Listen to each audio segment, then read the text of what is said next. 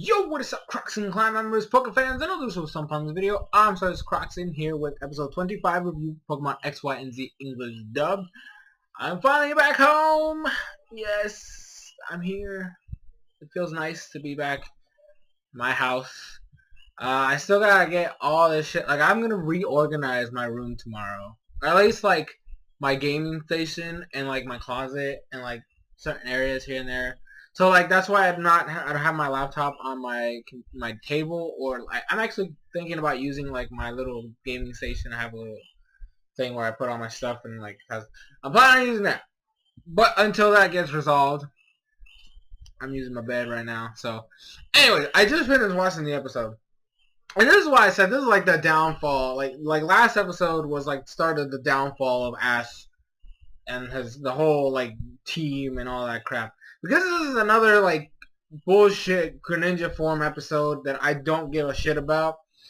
I've been saying this for a long... Like, ever since these episodes were announced, like, way back in the day, right? Like, months ago, I was already skeptical, and I was already calling bullshit on the whole scenario. Literally, it's just Greninja spam. And I don't think that's... It's kind of infuriating. Especially this episode, because it's literally... Okay, first off, I just want to throw shade real quick, because this is just something that I know I'm gonna forget it if I keep doing the review. But in the beginning of the episode, when Ash and Greninja are trading, which is okay, the fact he is trading with Greninja. If he could only do that with other Pokemons, I would not be as upset as I am. But it's cool. That's what training looks like, So like they're training.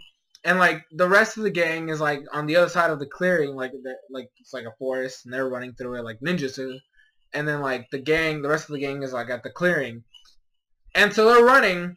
And then when they get over here, it's like, oh my gosh, they're taking quite a while. And then Serena opens her gosh damn mouth and says that he should not be overexerting himself. This is too much for training, blah blah.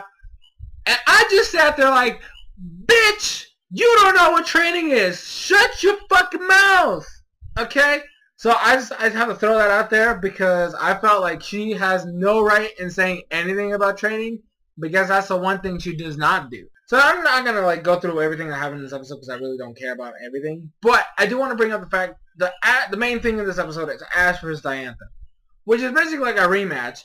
The problem is that Ash makes it sound like this is an actual like full-on rematch, when in true fact, he used Pikachu last time. So it's not really a true rematch. And the fact that battle didn't even finish, it just, like, I don't know. I guess it's just like a semi-continuation of the battle. Cause Team Rocket got in the way, and then her people showed up, which meant she had to leave. So this is like kind of like a half continuation of the previous battle they had, except instead of using Pikachu, he's going to use Greninja. Because it's the only thing he has at this point. It's literally just Greninja for everything. Fuck! Anyway, so the battle starts. Greninja's ass. Like, he just can't touch Gardevoir at all because Gardevoir is too cool, too chill, like teleporting everywhere. Which makes sense for the fucking main Pokemon of the champion of the league. Granted, in the games, she sucked. Like, everybody, actually, just in general, everybody in the fucking game was easy as fuck. But then they tend to do really well with, power differences in the anime where, like, hey, you're an Elite Four member, you are way out of some of these people's league. Like, the champion, the only one that's usually able to cope with her or them is, like, an Elite Four member. They make it seem like the champion Elite Four are, like, very high standard, like, they're gonna beat your asses, right? And they tend to do this.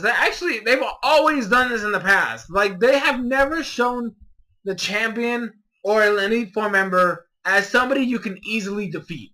That has never been the case with Pokemon, which is good. Okay? It's actually a good thing they do that because they're supposed to be like the final boss.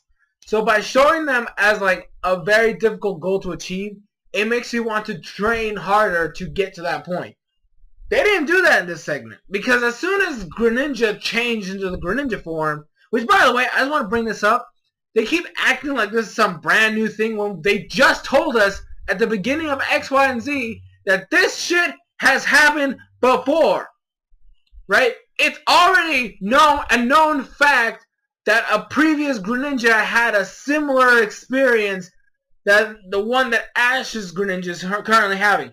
So this whole bullshit of it being original is seriously starting to piss me off, and it's the main reason why I decided to go against the whole thing of Ash Greninja, because it's not really Ash Greninja. It's just an alternate form of Greninja, because this shit has happened hundreds of years in the past. So like the fact that they're really pushing it as an original concept really bugs me, because in the lore of this anime right now, it is not original. It is not the first time this has happened. Might be the first time you're seeing it, sure, but it's not the first time this happened. So chill the fuck out. Don't make it seem like it's a one-of-a-kind thing. God! Jesus. So they're fighting, and then so as soon as he changes the Greninja form, he starts doing a little bit better. He actually starts hitting Gardevoir, and so she goes Mega. And I'm like, okay, so this is when Greninja is supposed to get his ass whooped. The writers of this show, I don't know what the fuck it is, that they don't know what the fuck they're doing. They did this last generation too, where they had like an issue where they forget about certain moves. Gardevoir used Moonblast once its entire battle. Once! Why the fuck did they have Diantha spamming Shadow Ball when Moonblast not only is it stab, it's stronger than Shadow Ball, and it's super effective against Greninja? That is the stupidest thing they did. Honestly, if they I'm pretty sure they just did that to try to make Greninja look cooler and better and stronger. When in reality, we all know that if the fucker had been hit with at least 2 more Moonblasts, that dude would have been gone. Just straight up. Because the one time she used Moonblast, Greninja got blown the fuck back into a fucking tree. Right? Like, they were like right next to each other, the Greninja went fucking blasting. So they didn't want to show that again. They didn't want to show the fact that Greninja is actually ass by having Gardevoir use an actual good move against it.